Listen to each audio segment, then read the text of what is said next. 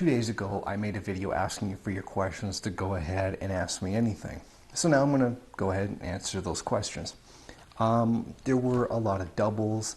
I had to pick really good ones. There were some I left out because I just can't absolutely do every single one. So if I missed your question, either it's a double or I just had to pick the best ones. So I'm sorry about that. What is your opinion of communist nationalism? Now, what I'm going to do is I'm going to expand upon that and not just answer that one question.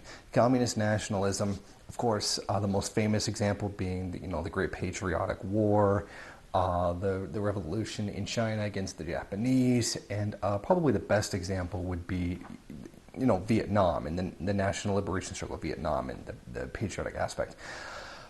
Personally, I don't like patriotism because it's like, it almost is like a cult. It's like a cult around a fictional entity, because a state, not a state, but a country is a social construct. It doesn't really materially exist. It exists in people's minds, meaning what is Canada is the landmass that is Canada is the only thing that exists. The idea of Canada doesn't. It's just lines drawn on the map. So in that sense, I don't like nationalism because frankly it annoys the hell out of me, and it has its own reactionary elements. However, nationalism is also very useful in certain ways. For example, the national liberation in Vietnam. So it was definitely positive in that way, but in the overall scheme of things, despite its usefulness as a tactic, I generally find it annoying. Comrade MRN, I was wondering if now that after you have learned more about Juche and the DPRK, if your opinion on the democratic Kampuchea has changed as well. Meaning if you consider Comrade Pol Pot to be a Marxist-Leninist and also not an opportunist as you call him in the video. Okay, to hell with Pol Pot. No, he was not a Marxist. He was not a communist. He was not a socialist. He was literally whatever it is he claimed to be. He claimed to be a lot of things. He once called himself a Maoist, but he waited until Mao died before he could say that. The idea was it year one or year zero, I can't remember, year one, where they just eliminated all money and went extreme ultra-left all at once was a terrible idea. And it's not to say everything he did was bad. Obviously, when he forced people to go back out in the countryside to start producing food again, was obvious a necessity because you're going to starve if you don't have any food. Thank you, U.S. bonds, for doing so. Pol Pot was not a communist. He called himself all kinds of things. I don't really see anything he particularly did that would indicate that he was a communist. He was nothing. He was a fucking horrible human being, and I hope he rots in hell, because he was terrible. He couldn't run a country. He screwed up so many things. It's unbelievable. And the one point that I really like to make the most is that the people who came in and finally shut him down was communist Vietnam. The U.S., as a humanitarian intervention, couldn't do that because they just had their asses handed them in the Vietnam War when they were carrying out imperialism. Genuinely, Pol Pot had to be stopped, and it was communist Vietnam who actually did it. Have you ever thought about running for local elections? No. I've never thought about it. I've never considered it. I'm not famous enough to do that. You need financial backing to do something like that, and I don't have it. It just, even with something small on a municipal level, you do need financial backing to do that, but I don't have that kind of money. And the amount of power that you could wield in even a municipal type setting is extremely minimal, and nothing that could really constitute as being revolutionary. So, when did you become politicized and why? Well, the forces of fate kind of thrust that upon me. I was never political at all up until, say, I was about 21, 22. And then it's that whole kind of thing where you get finally thrust into the real world after high school and nothing is like they say it's going to be. I came in at a very unique time when NAFTA had just been passed in '94, and the full effects of that hadn't really been felt until 99 or 2000. I mean, obviously it's worse now than it was then, but to really get what was happening and how bad things were going to get in terms of jobs leaving the country, it wasn't known at that time. I mean, we were told, oh, it'll create jobs in Mexico and it won't take away too many jobs from here, which was an absolute lie. And I kind of thought it was at the time, but again, it was 94. I was only a teenager.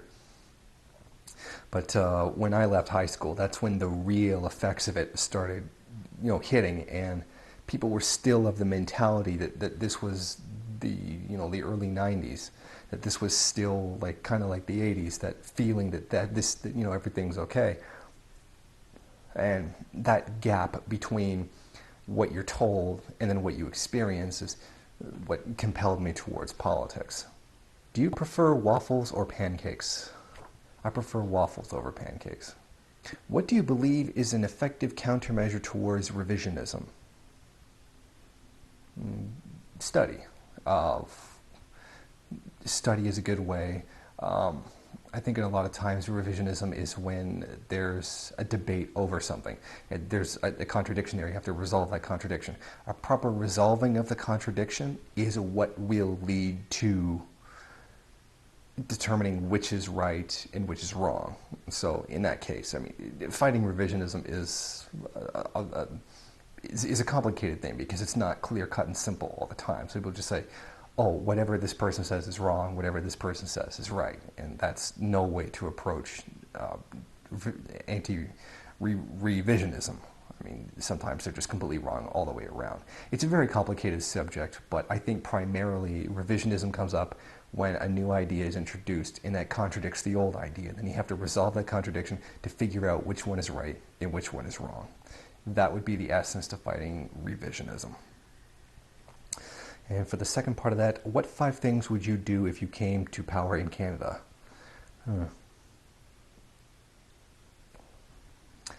The first thing I would do is I would place Stephen Harper under arrest and then put him on public trial. I would end the war in Afghanistan. I would nationalize the mining companies in Canada to end the human rights abuses they carry out around the world. What else would I do? I would nationalize the oil and gas industry in Canada to end the human rights abuses that are being carried out here. And then, I guess 5 is the 5th one, I would pull out of NATO. Have you ever smoked weed? Yeah, maybe 4 times in my entire life. I think one time it was because there was a lot of stress and I couldn't sleep. And some other times because I had a pain in my foot from when I injured it a couple of years ago. But that's it. I could say 4 times in my entire life. It's not a big thing to me. I don't really care about it. It's just one of those things that I don't consider important. Do you think another communist revolution will occur in your lifetime? That's a hard question to answer. I mean, one already has. The revolution in Nepal, and there's some good criticisms that you could make of Nepal, but genuinely there was a communist revolution in Nepal. As for another one, who knows? History is one of those things that what's going to happen is just about unpredictable. Who knows what's going to happen? There's good evidence to suggest that there's a major economic crash coming next year, but who really knows? So, to answer your question, I have no idea. Do you have a girlfriend/partner, and if yes, is she a communist? Had into a relationship a couple months ago, and that didn't really have to do anything with that. There's a guy that I'm, sort of involved with right now, so... But yeah, he's a communist. But the previous girlfriend I had, no, she was not a communist. In fact, she was very anti anything politics whatsoever. How do you view the national question as it applies to Canada? If I'm not mistaken, I remember you oppose independence for Quebec. Do you support autonomy or independence for the First Nations? Yes, I do. I do support a certain amount of autonomy and independence for First Nations. I mean, eventually, along the line, I would like to, make Canada one gigantic commune, which is the point of communism. But until such a time, yes, they should have a great deal of more self-determination and autonomy within the country. Would you advocate autonomy or independence for Quebec under socialism? I would say no, because what would be the point? I mean, the point of socialism is to unite everyone. So what would be the point of splitting it off? I mean, a lot of this reduces to the national question. I've gotten into it once or twice with a friend who is a separatist, and I see no need to actually have Quebec separation. I mean, if your goal is socialism, like a socialist Canada, a communist Canada, then separation doesn't mean then wouldn't achieve that. But if you were not a socialist and you wanted a pure independence of Quebec, then separation would make sense. I mean, it depends on where you're coming from and what goals it is you want. If you want a socialist Canada, I don't see how separating Quebec would really matter. I mean, a lot of the arguments for why there should be a separate Quebec, I think, aren't even valid anymore. They say oppression against the French. I mean, like what? Quebec already receives more in federal funding than it actually brings in. So where's the oppression? They have their own language laws that are actually oppressive to people who speak English. So again, it's a larger, more complicated thing than this, but I don't see why it's actually necessary. If you're going to create a socialist Canada where the whole Canada is united, I don't see how that's achieved by breaking it up. That would be my answer to that one. I would also like to hear your opinion about the national question as it applies to the U.S. How do you feel about Chicano nationalism or black national thesis, the Black Belt, for example?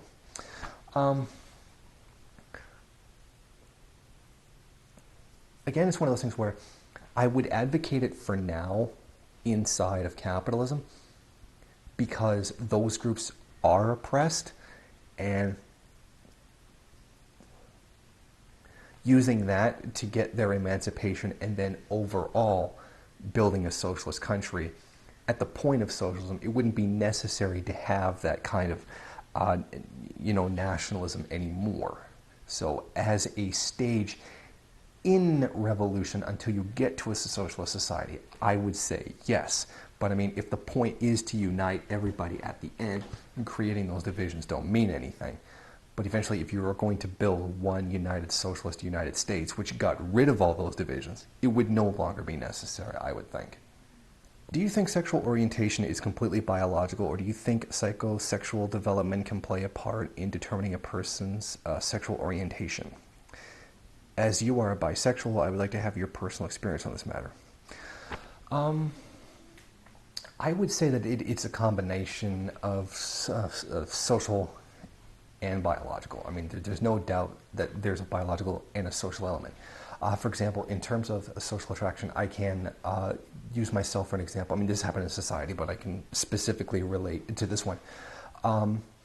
As someone who was a teenager in the 90s, I can say that, and can vaguely remember the 80s, although I was a child, having a large ass was considered disgusting.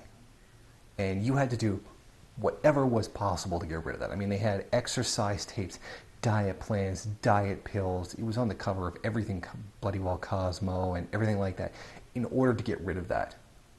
And that's the way I felt as a teenager. Again, I was extremely reactionary as a teenager. I considered it disgusting along with everybody else. Then around the time that Jennifer Lopez got her ass, which wasn't always there, by the way, and that became a trend, that became a thing people had to do. It became important, like people wanted to do that, and that became something that was considered attractive. And now it's like everything considers it to be attractive everywhere. Now you got to do that twerk shit and everything else. I now do consider that to be attractive. I didn't before, but I do now. That social programming aspect worked, and it did. And I recognized that it did work on me. So in that regard, what is considered attractive can be determined socially. For example, you can look at the the tribes in Africa with the the giant lipped disc and the weights on the breast to make the breasts droop. I mean, to us that looks absolutely insane, but to them that's physically attractive. Do I think that that's biologically there? No, I don't believe so.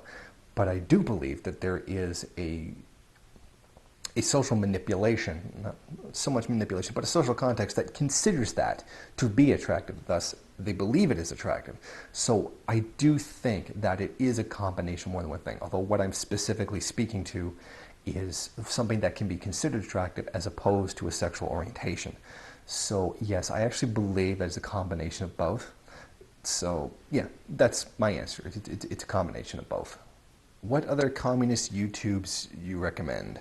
I would recommend Brendan Cooney, Scottish Socialist, Brett World's 99 if you're looking for comedy, David Harvey's Reading Capital. I mean, he basically gives free classes away to anybody who wants to learn capital. So I highly recommend that. Go watch Brendan Cooney's first, as they're simpler and easier to understand because he's giving you a basis to understand it. Then go watch David Harvey's lectures and you would get a better, a more advanced understanding of that. So to answer your question, Brendan Cooney, Brett's World, David Harvey's Reading Capital. Scottish Socialist, obviously he's in my featured channels. He's really good too, but I tend to think more along the lines of teaching Marxism, and those two, David Harvey and Brendan Cooney, are absolutely phenomenal for doing that. What do you think of Bitcoin and deflationary currencies? They're a joke. Bitcoin's dead. It had its time as a niche, as a popular thing, but it's gone now. It doesn't work. People don't want it. It doesn't have any value. It's like any other money. It only has value so long as people believe in it. That's why we have a national currency, because the government is essentially a force guaranteeing that to a degree. They can't 100% guarantee anything, but that's why we have a national currency and not a bunch of different competing currencies where nobody ever really knows what it's worth in comparison to other things. It's not one of those things that the market can magically make work. That's a false belief. Bitcoin was a fad. The concept of having a currency that the government can't track is theoretically a good idea, but again, it depends on what kind of a state you have. But in the end, overall, it just won't work. Yeah, well, we can see that. Have you watched Culture in Decline by Peter Joseph, the TZM guy? I think that's the Zeitgeist Movement. Either way, I haven't seen what it is, so I don't know. What do you feel about the Transatlantic and Pacific Agreement? I'm still looking at that, so I'm not 100% sure. So I will get back to you on that. What is your take on the resource-based economy Venus project that the Zeitgeist is supporting? Never work. That is not to say that a resource-based economy wouldn't work. What I'm saying is the movement itself would never work. It's completely ridiculous. In fact, Engels already debunked stuff like this way back in Socialism, Utopian, and Scientific. Just read that. It was part of Anti-Düring. Read Socialism, Utopian, and Scientific. Done. And you'll already see why Zeitgeist is never going to work. I could do a whole huge thing on Zeitgeist, which I will do later. They have no seeming. I mean, I've watched all three movies, but I haven't seen anything more than the three movies. So if they have theoretical stuff somewhere else that I haven't seen, oh, look at that. Sorry.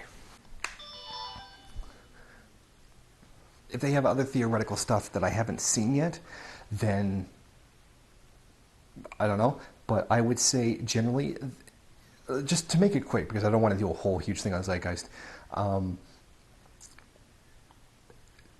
The way that they believe revolution will come is absolutely ridiculous. It's there in the third movie. They believe that everybody will just decide that it's bad, walk up to the banks, and then throw their money at the bankers, and then the bankers will just give up. I mean, that's literally laughable. That's a joke if they think that's how it's going to happen. It's absolutely ridiculous. I cannot think of one ruling class in history that just gave up power. It's meaningless. Their view of how they will get to where they are is meaningless. It's frankly, it's stupid. The idea of a resource-based economy is not bad. That would work. Essentially, the end result of what it is that the Zeitgeist Movement wants is essentially just a complete plagiarism of the end result of Marxism.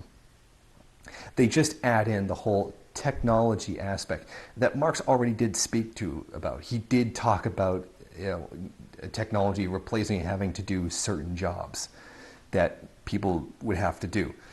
Again, there's a very limited context to that given the time that he was in and the level of technological development at the time. But he did say that. I mean, Zeitgeist is literally nothing new. You could argue basing the economy on resources. Marx already did speak about the limited nature of the resources we have on the planet. Zeitgeist, it wouldn't matter because they will never accomplish anything because of the way they think change will happen. So I would say I would completely ignore Zeitgeist. Do you have any criticisms of Mao other than a few failed policy? Do you have any criticisms of the man himself? Any criticisms of the man himself, I would say, are completely irrelevant. I mean, again, argumentum ad hominem. It doesn't really mean anything. Anything that is his personal life is his personal life.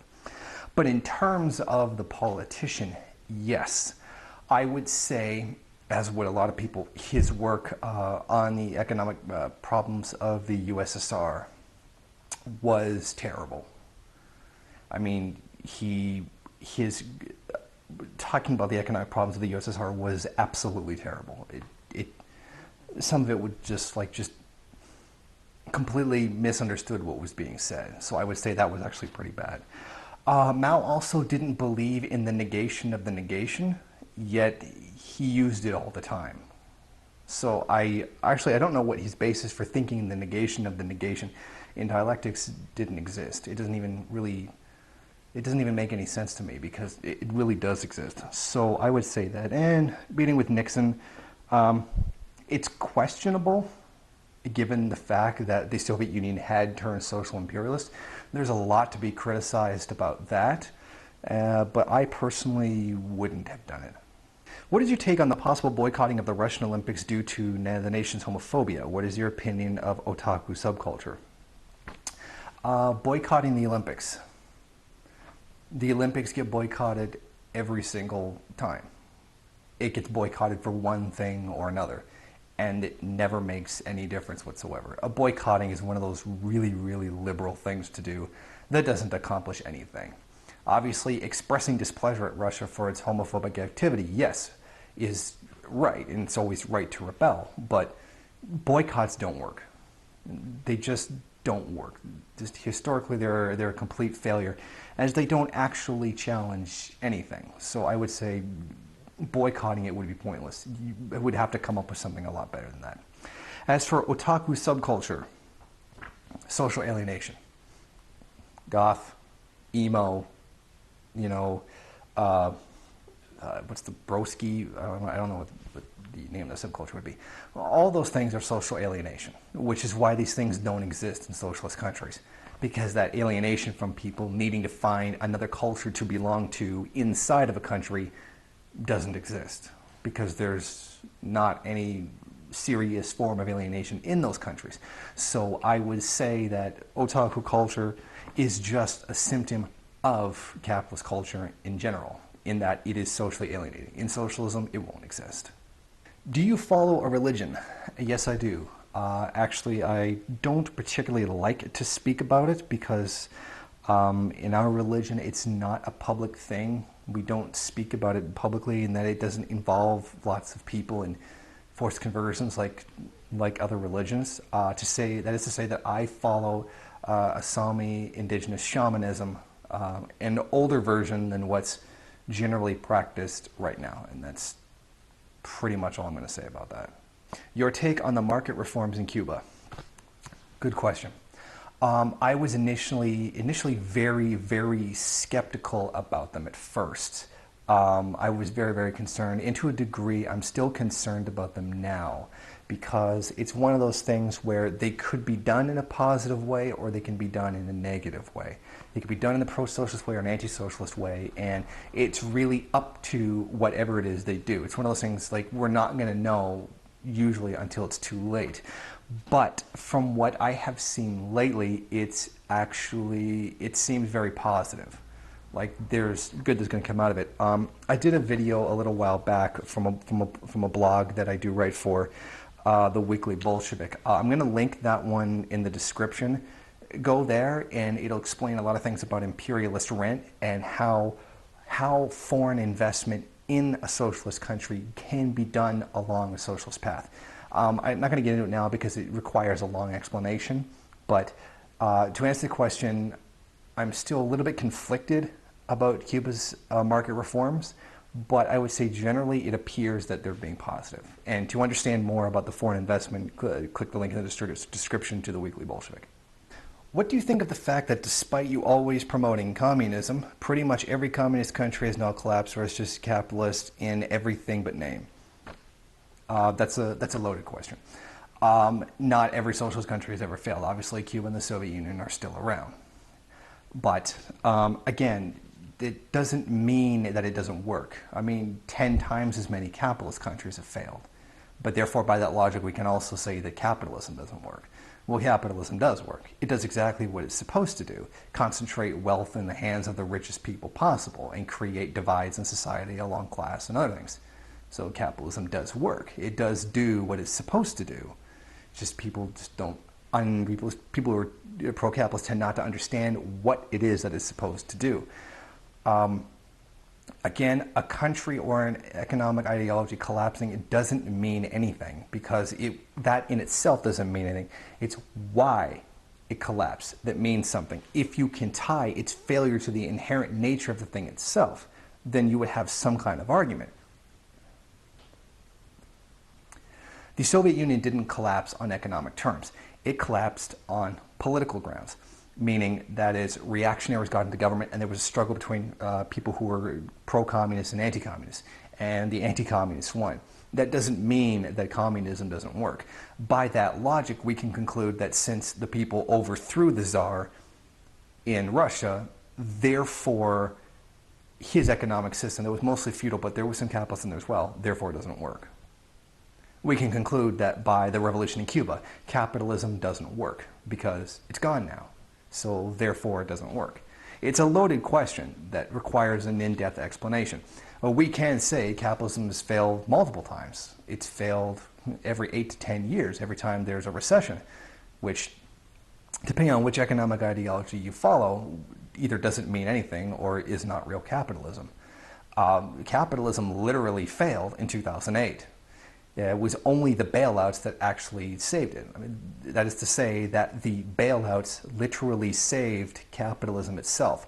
Without it, capitalism would have come to an end. The general financial crisis that stemmed from the housing crisis, which had other factors as well, again, that's a whole long explanation thing, which I've made a video on previously, would have destroyed the entire global capitalist system had it not been for the bailouts. So I think it's funny that when people who are pro-capitalist whine about the bailouts, they're literally not understanding that this is what saved the capitalist system. If not, it would have been gone and dead. So in a way, I would actually make the argument that capitalism did fail. It failed in 2008 on a large scale. It failed during the Great Recession.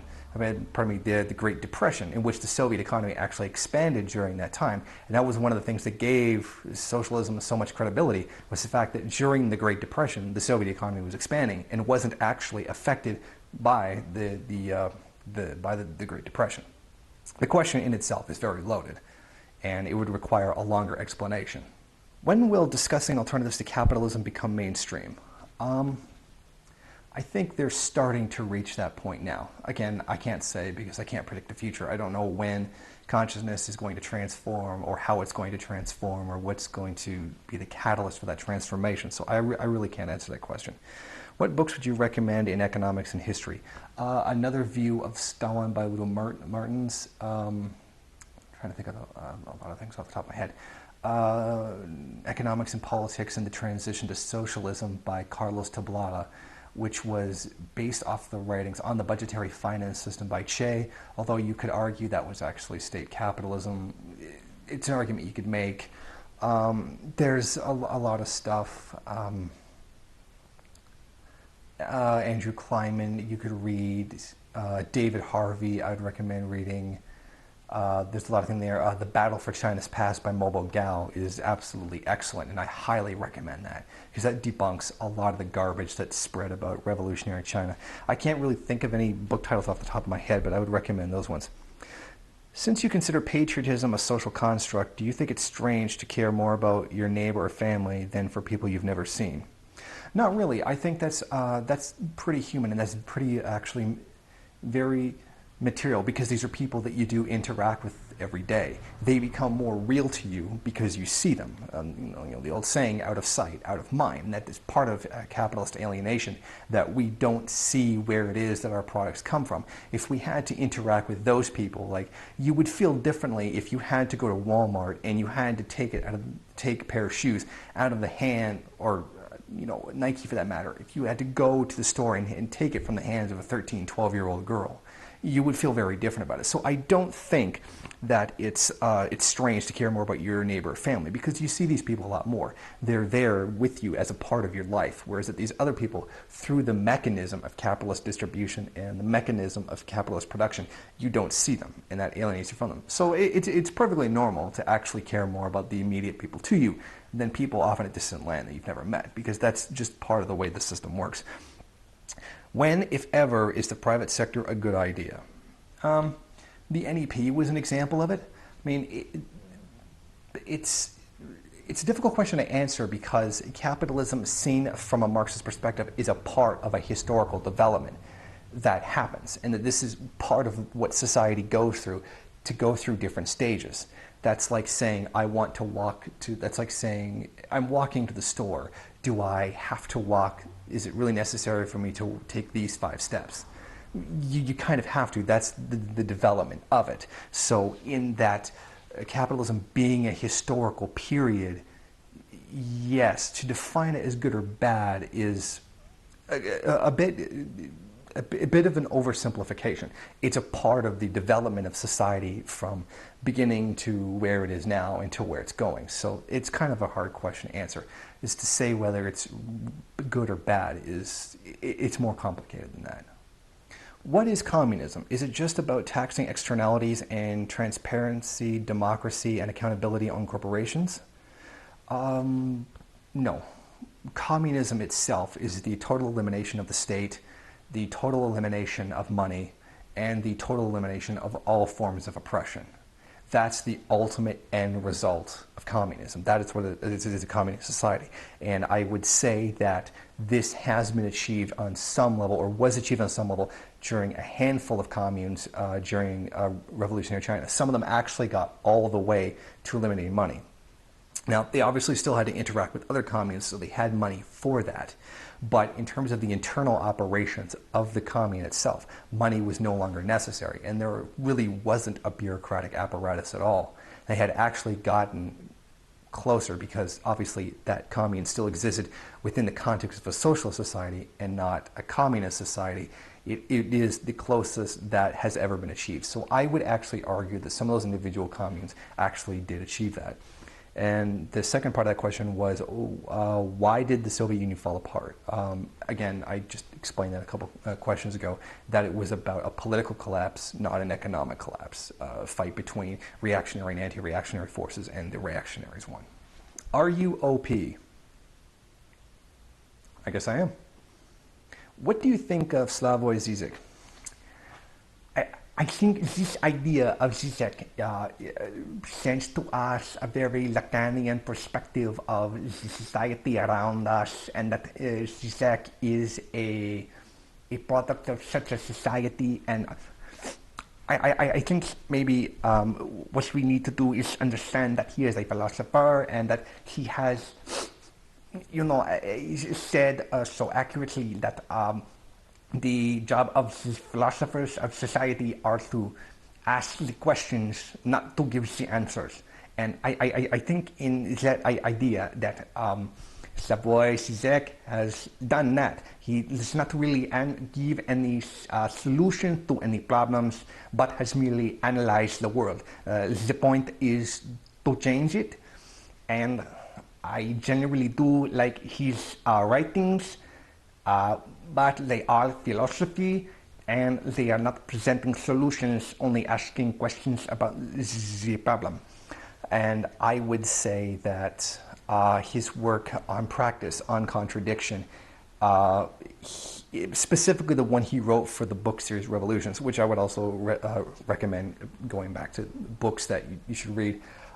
Yeah, he totally failed. Like, the lies that are told about the famine, like, he just totally believed it. Like, he just assumed they were true. And he's been pretty goddamn anti-Stalin. He even has a picture of Stalin in his home to be ironic. And I would actually criticize him for that, because a lot of that what is said is also not true. So that's my answer on Slavoj Žižek. I find him very, very interesting to read, and watching his feud with Noam Chomsky was actually pretty funny. How big is your penis? Nah, seriously, do you think the USA's foreign policy would change dramatically if Rand Paul were to be the next US president? For the better or for the worse, leaving aside the domestic policies and the fact that he's a libertarian. I don't think it could get better or worse. Initially, it could get better because he would obviously, seemingly, I think, he would end the wars. But having said that, he would find himself out of office pretty quick. To think that the president genuinely makes the decisions for society, I think, is wrong. The president is a figurehead controlled by the capitalist class. As a Marxist, it doesn't really matter who the president is. If he's not going to serve the ruling class, he's going to find himself out of office one way or another. So I don't think in the end it actually really matters whether he'd do better or worse, because he wouldn't represent the interests of the ruling elite, so he would be removed from president anyway. Oh, and what does public ownership of the means of production actually fucking mean? Part of the same question. I merely asked him something that no communist socialist can ever fucking answer. Redistributionist economics has never worked, let alone explained coherently. I was wondering who the guy was talking to. They couldn't answer. Public ownership of the means of production. Yes. A socialist state where the state represents the interests of the proletarian class. The means of production, meaning factories, whatnot, are owned by the state for the people and then used in the construction of socialism, meaning for the benefit of the people as opposed to the ruling class. I don't know who it was that he was talking to that couldn't answer that. As a redistributionist economics has never worked, yeah, it has. Like, the Soviet Union went from a peasant backwater to a world nuclear superpower, essentially twice, if you consider its almost complete destruction in World War II. It's actually built itself up to a world power twice. So I don't know why that wouldn't work. It doubled the life expectancy of the people in it. The same thing with China. It doubled the life expectancy of the people there. It transformed the entire society.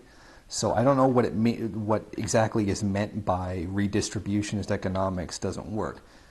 Cuba had great accomplishments as well, and Nepal is in the middle of that. If the government in Nepal can get their shit together. So I would say, yeah, it actually, redistributionist economics does work. So I don't know what the basis for saying that is. Do you agree with the Maoist conception of the USSR as a social imperialist power post-Stalin? Yes. Not maybe fully right away, but later on as time went on, yes, it was. A lot of the smaller countries were made into single product economies or single crop economies. That is imperialism, because it's making them completely dependent on that one thing, and that one thing sold to one person, and that is a form of imperialism. So I would agree that the revisionist USSR was social imperialist. Do you consider Iran to be an imperialist power? No, I don't even know how you could make that argument. Jason, what do you think of Bono's newfound love affair with capitalism, if you could call it that? I ask because anti-communists in my life have been narrowing with me. Bono said this, and Bono said that. I wiped the floor with them. I want your opinion to match. Fuck Bono. Seriously. Bono's a dick. I am against all these human rights abuses, I am against this, and I am against that. Now please allow me to be on a first name basis with all those people who do those things. Please allow me to champion the system that causes these problems. There is more, just for the small example, there is enough food in the world for absolutely everybody. We have a distribution problem, getting that food to everybody. For example, for the UK and the US alone, half of the food is thrown out. So the food's there to feed the entire world. It's just not getting to them. There's a distribution problem, not a supply problem. And that distribution is capitalism, because when poor people can't afford food, they don't get it, because the market doesn't give food to poor people. So I would say no. I would say Bono is a gigantic douche. What is your favorite brand of potato chips? It floats between Cool Ranch Doritos and Miss Vicky's salt and vinegar. I don't know if you have Miss Vicky's where you are. I'm pretty sure that's an East Coast Canada brand of chips. It's actually very, very good. And I really like salt and vinegar. What is your opinion of the CPGB-ML, that would be the Communist Party of Great Britain and Marxist-Leninists? I can't say that I really know them, but they seem cool to me. Like the DPRK likes them, so that stands for something. Do you worry about Cuba becoming revisionist? Well, any socialist country I worry about becoming revisionist, especially in the situation that Cuba's in. Do you think that with appropriate funding, Maoist rebel news could make it on TV? Yes, but it could never stay, because it couldn't pull in enough advertising revenue to stay on the air. So I would say that if I came across a quantity of money that could launch it onto the air, yes, but it couldn't stay on the air, because apparently corporations don't like it when you advertise them being destroyed and redistributed. What is your opinion of honor? I don't, that's a vague question, I don't know what that means. What is your favorite color? Actually, my favorite color is black. Now you could probably tell, I mean, I basically don't wear anything else. Yeah, it should be red, blah, blah, blah, but my favorite color is actually black. What is your favorite military tank? I would have to say a Soviet T-34. I really don't know that much about tanks, but I'm going to jump on the old reliable T-34 that got them through World War II. Do you think Mao's internationalist line post-1972 was problematic? I think the idea of the Soviet social imperialism, the three worlds theory, and the doctrine of main danger did a lot of damage to the international communist movement. Agree? I would say that Mao's theory, while it did do some damage, the Soviet Union becoming social imperialism was the main source of problems. Like, that was a lot worse than actually Mao's post-1972 line. Unfortunately, Mao would have to take a new line once the Soviet Union became social imperialist. That was the main problem. I would say that was secondary to the actual problem of the Soviet Union becoming social imperialist. Was that done in the best way possible? No. Could we have expected that? I don't think so, because a social imperialist empire had never existed before.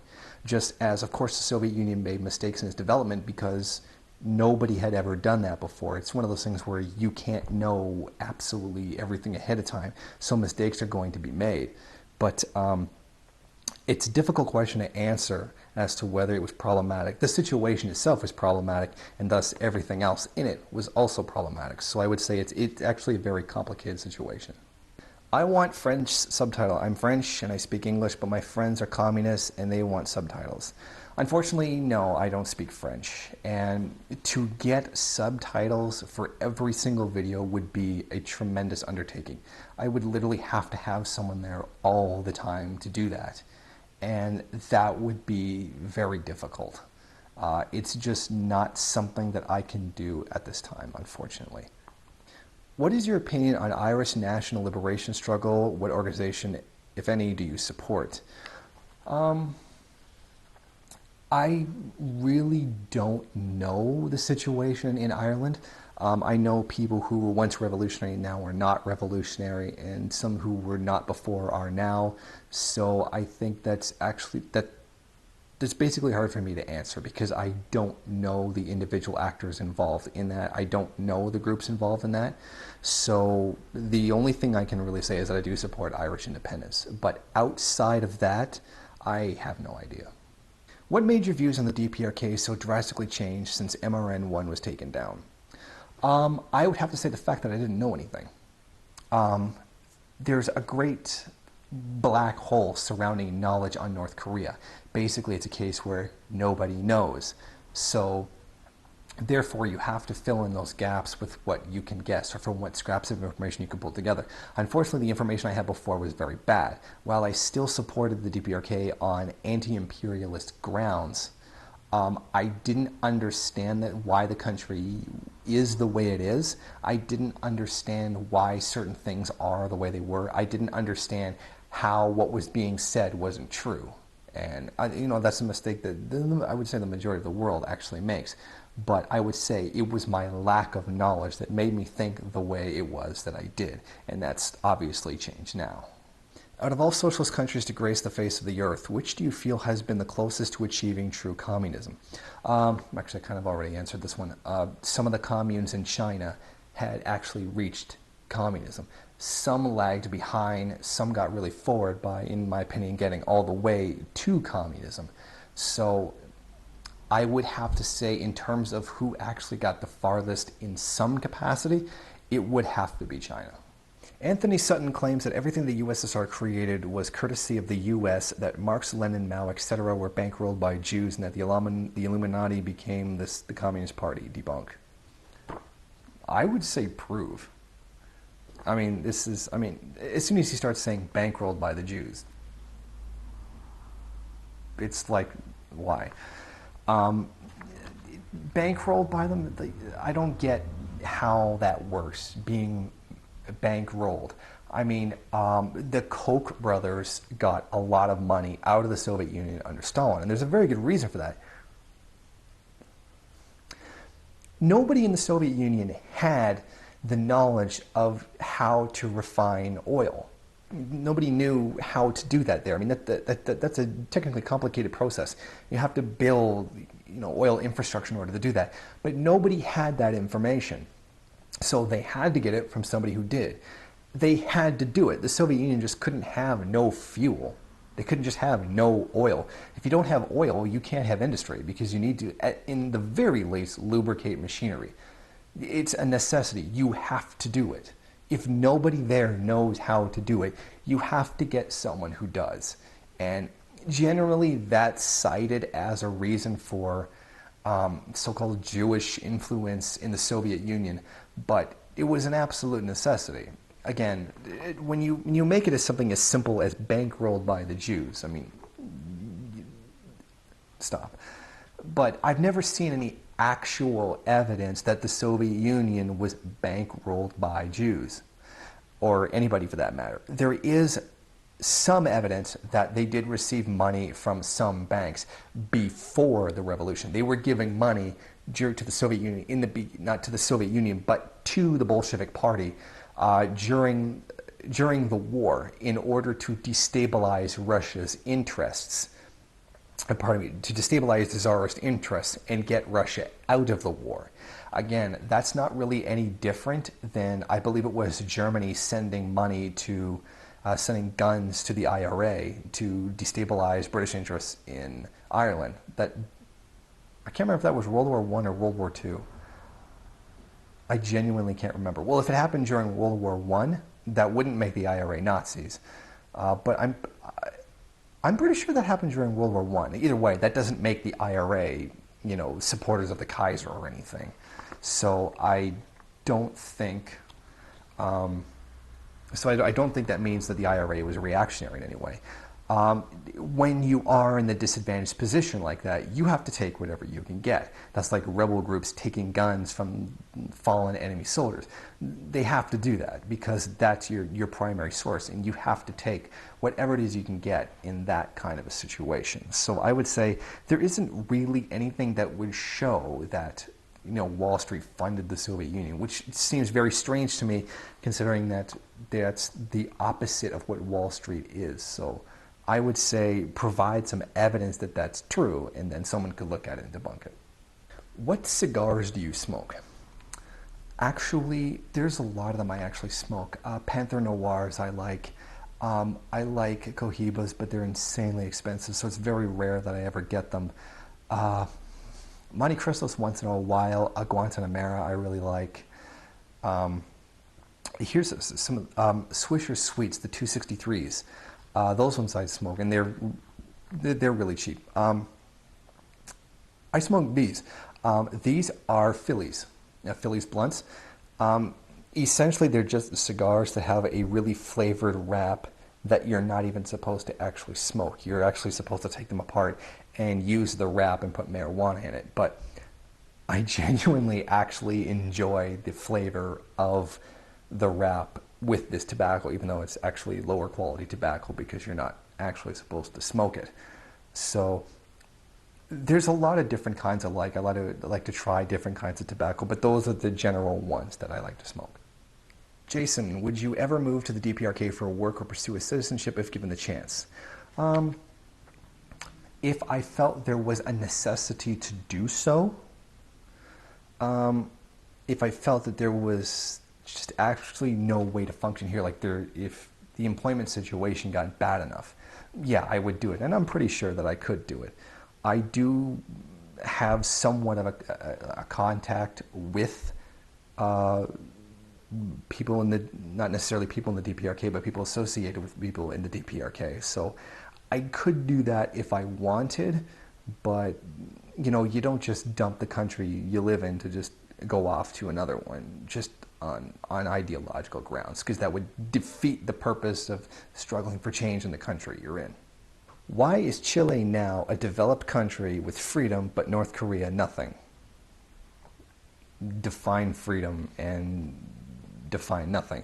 A developed country. Well, Chile doesn't have, an insane amount of sanctions put against it. It's not in the disadvantaged position of having most of its, soil destroyed by bombs during the Korean War. I mean, that's a huge, complicated question. I mean, there's tremendous advantages that Chile has that North Korea never had. So that's like a lopsided question. That's like, why does a country that's been in a historically better position than a country that hasn't done better? You have to be really more specific about that and look at the actual material conditions it goes through. Are you a part of any political organizations? Previously, no, but I am talking to two of them right now in Canada in terms of possibly becoming official members of them. I'm not going to say, because I am still looking at both of them and trying to decide which one it is I'm going to go with. As you can see from my profile pic, I am an anarcho-communist. I still like your videos and your viewpoints, though. What do you think of anarcho-communism? I think it generally just won't do anything. I think, generally speaking, as somebody who follows Leninism, if you don't have a vanguard, you're not going to accomplish anything. That would be my main thing. I would say that it's a lack of organization and a lack of anything that could really produce a change from a lack of a vanguard. So that's how I would answer that. Why Maoism? Because I think it's the highest form of communist thought right now. There's questions about third worldist theory, and I am looking into that.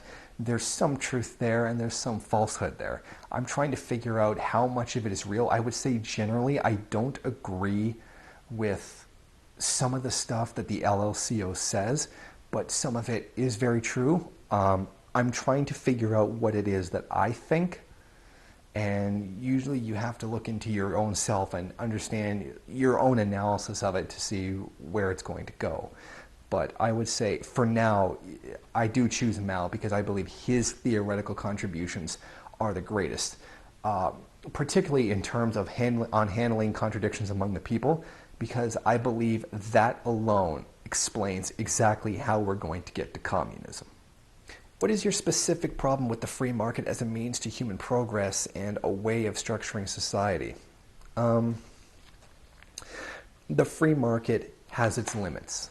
As I said previously, it's a part of a stage of development of society. It had its usefulness. One of the things it did was it took productive forces and concentrated them. Instead of them being, one guy here who does this, one guy who does here this, they created firms where all of these productive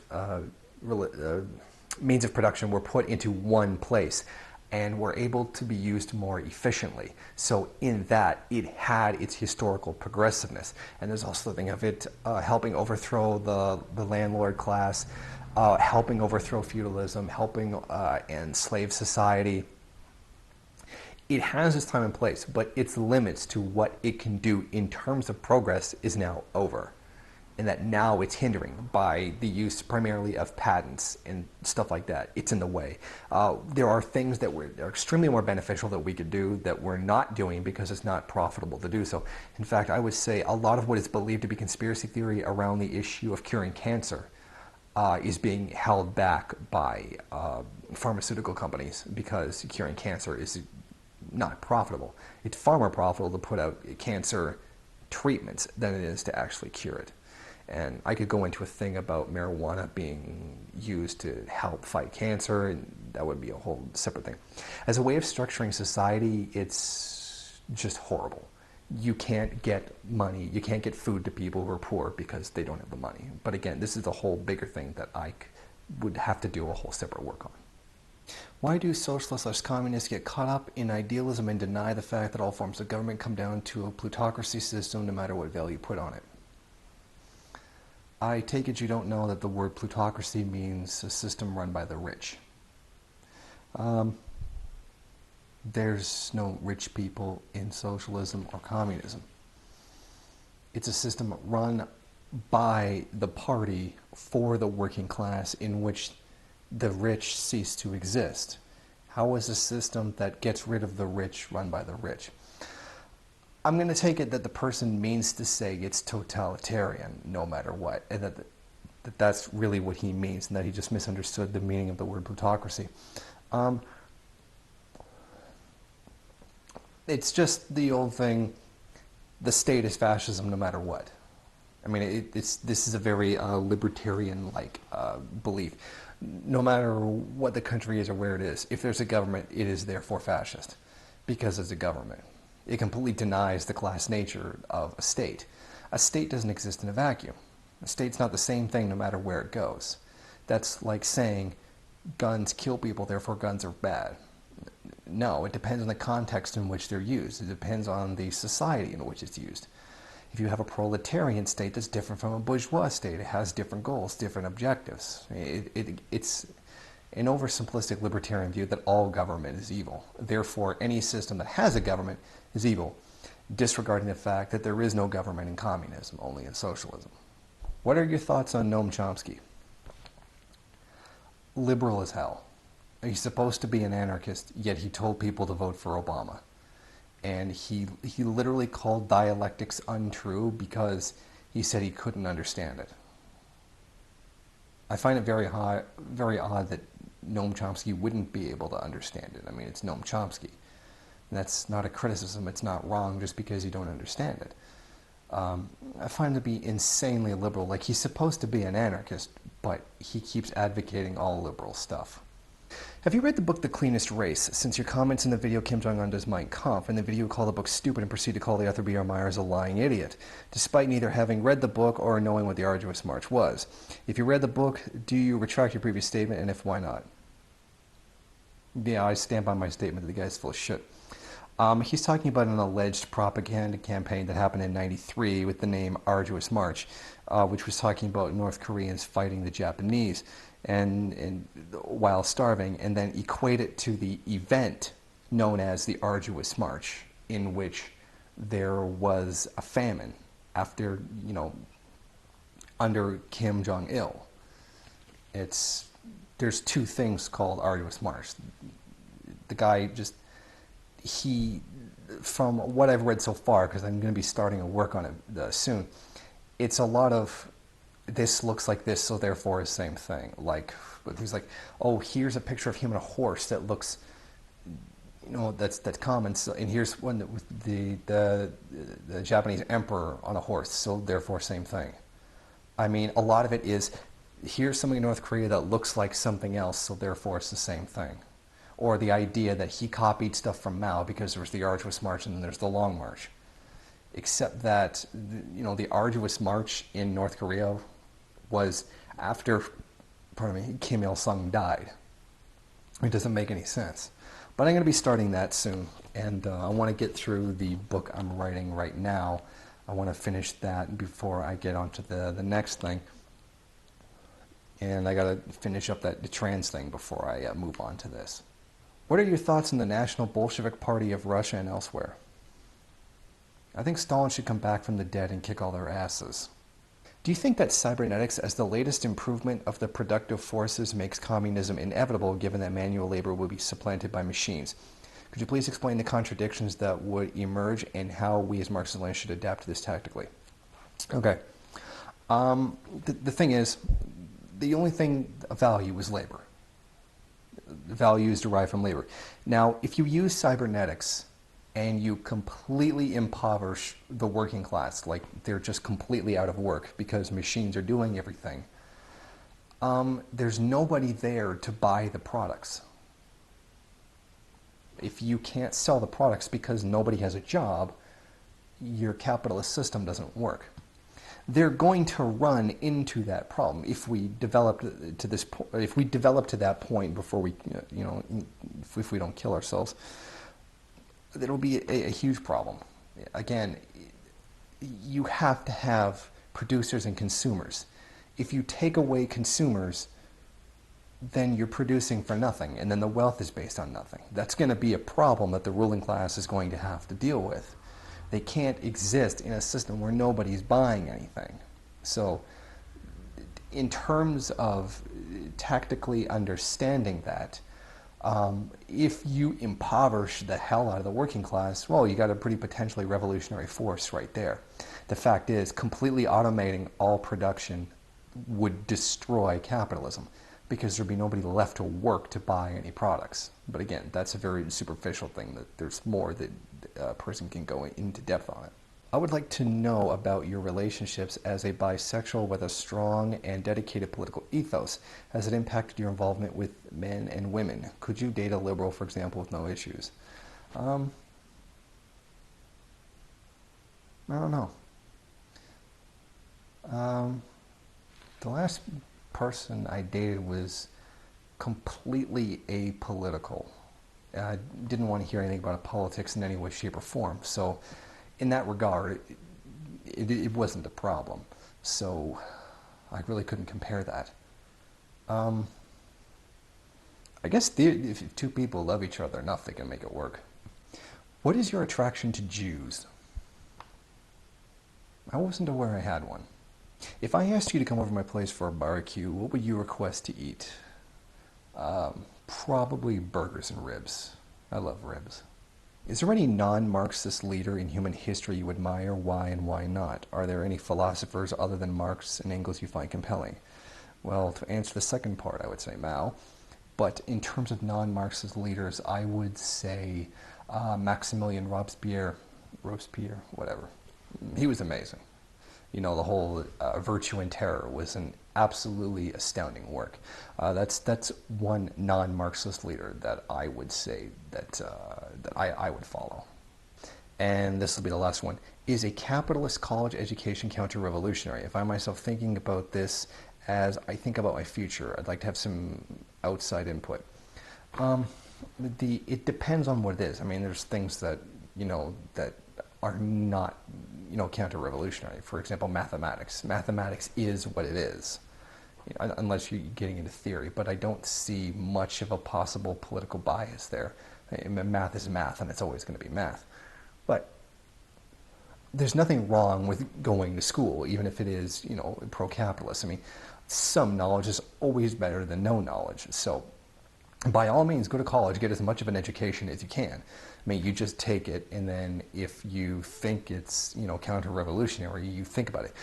This actually leads into a good thing that Mao said, to be read and expert, which means go to school, learn all the things, become an expert, but stay read. Understand it within the context of a social society and as it's used towards building revolution towards constructing a socialist society. So he's basically saying, know how to be an expert, but know how to use that expertise for revolutionary goals, how to use that for transforming society. So I would say look up some stuff on Read and Expert, and you would get a pretty good explanation as to why. By all means, go to a bourgeois educational institution, get all the schooling that you can, get all the knowledge that you can, because it's still useful in some way. I mean, a lot of it is ideologically bent, but when describing the functions of things and understanding how things work, it's still true. It's still how it works in this society. It's still very useful information, and it is a college degree, and a college degree is worth something in terms of getting a job. I'm saying go ahead, learn it, but just keep yourself ideologically focused while you're doing it. And that should conclude all the questions. I understand that there were a lot more. I only left the comments open for one day, and that was the best that I got from one day. As you could tell, this video was actually very long. And thank you to everyone who submitted questions, and I hope I answered enough of them to make it worthwhile.